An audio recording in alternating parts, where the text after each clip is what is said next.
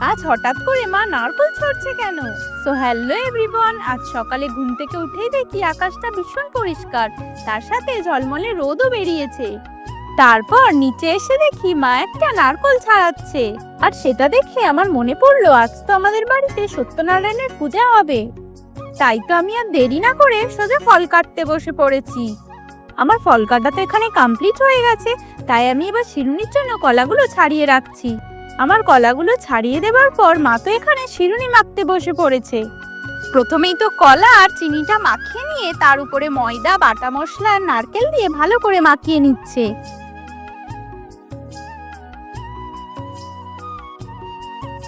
আর এখানে দেখো আমাদের ঠাকুর মশাইও চলে এসেছে পূজা করতে। আরতি শেষ হওয়ার পর মা এখানে পঞ্চপ্রদীপের তাপটা আমার মাথায় ছুঁইয়ে দিচ্ছে। আবার দেখা হবে অন্য একটা মিনি ব্লগ।